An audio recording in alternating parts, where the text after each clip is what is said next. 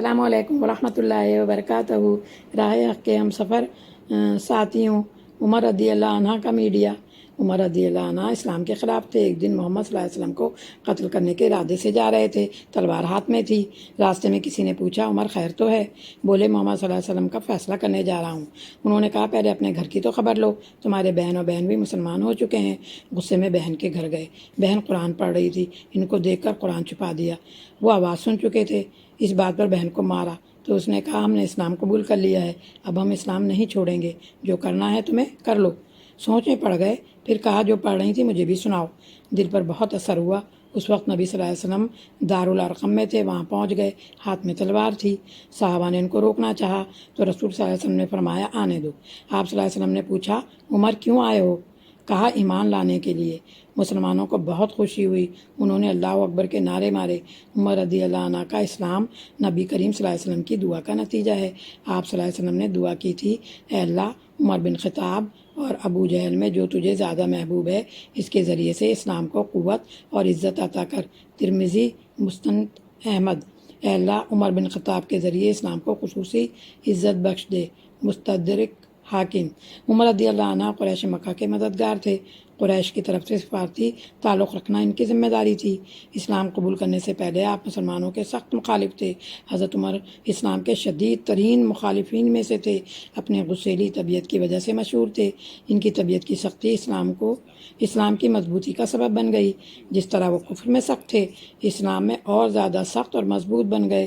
جب اللہ نے حضرت عمر رضی اللہ عنہ کا سینہ اسلام کے لیے کھول دیا تو وہ پوچھنے لگے، قریش میں کون سا شخص سب سے زیادہ تیزی سے بات پھیلاتا ہے؟ بتایا، جمیل بن معمر۔ عمر رضی اللہ عنہ اس کے پاس گئے اور اسے اسلام لانے کا بتایا۔ جمیل نے کعبے کی طرف دوڑ لگا دی اور لوگوں میں پہنچ کر بلند آواز سے چلایا، لوگوں، عمر بن خطاب بے دین ہو گیا ہے۔ عمر رضی اللہ عنہ بھی اس کے پیچھے پیچھے آ رہے تھے، کہنے لگے، یہ جھوٹ بولتا ہے، میں تو مسلمان ہو گیا ہوں، میں نے اسلام قبول کر لیا ہے، میں نے گواہی دی ہے کہ اللہ کے سوا کوئی عبادت کے لائق نہیں اور محمد صلی اللہ علیہ وسلم اللہ کے رسول ہیں۔ تو قریش عمر رضی اللہ عنہ سے لڑنے لگے۔ قریش کا ایک بڑا سردار وہاں آ گیا، کہنے لگا، تم لوگوں کو کیا ہو گیا ہے؟ لوگ کہنے لگے، عمر نے اپنا دین چھوڑ دیا ہے۔ یہ سن کر سردار کہنے لگا، اس شخص نے اپنے لیے ایک چیز پسند کر لی، کیوں بحث کرتے ہو؟ اس کو چھوڑ دو۔ سیرت الشام۔ آپ رضی اللہ عنہ نے عمر رضی اللہ عنہ کو فاروق کا لقب دیا، حق اور باطل کو الگ الگ کرنے والا۔ عمر فاروق کس قدر عقلمند تھے کہ قبول اسلام کے بعد ایسے شخص کو تلاش کیا جو ان کے اسلام کا اعلان کر دے۔ انہوں نے کفر کے میڈیا کا جو جرنلسٹ تھا اس کو تلاش کیا اور اس کو خبر دی۔ اس نے اس خبر کو فوراً کاسٹ کر دیا۔ ایسی جگہ جو سارے مکے کا مرکز تھا، یعنی کعبہ، جہاں قریش اپنی مسجد جما کر بیٹھے تھے، اس طرح یہ خبر سارے مکے میں پھیل گئی کہ عمر نے اسلام قبول کر لیا ہے۔ عمر رضی اللہ نے اسلام قبول کرنے کے پہلے دن ہی اس دور کے میڈیا کو استعمال کر کے اس کا بھرپور فائدہ اٹھایا۔ اس طرح دعوت ان لوگوں تک بھی پہنچ گئی جو ایمان لا رہے تھے اور اسلام قبول کر رہے تھے، اور اسے بھی جو ایمان نہیں لا رہے تھے۔ آج بھی اس دور کے میڈیا سے اسلام کی بھرپور تبلیغ کرو تاکہ مسلمان غفلت سے نکلیں اور اپنی ذمہ داری پورے کریں اسلام پھیلانے کی۔ جس دین پر تم ایمان لائے ہو، اس دین کو آگے پہنچاؤ، بندوں کو اللہ سے جوڑو۔ جو سمجھدار تھے وہ ایمان لاتے رہے، جو ضد، حد درمی اور تکبر کا شکار تھے وہ پیچھے رہ گئے۔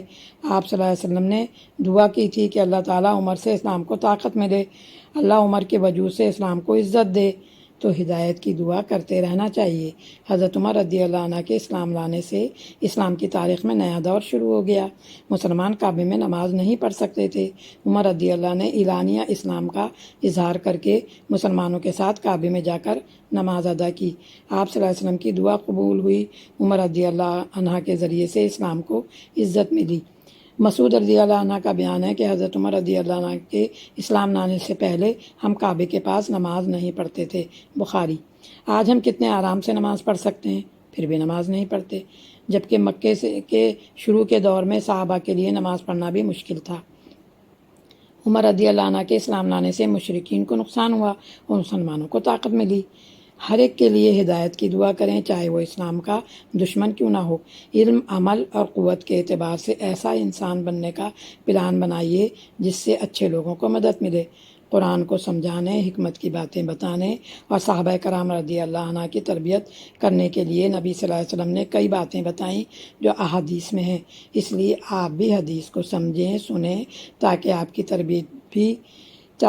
کی تربیت بھی صحابہ کرام رضی اللہ عنہ کے طریقے پر ہو۔ قرآن اور حدیث کو سمجھنے اور اس پر عمل کرنے والوں کی جنت منتظر ہے۔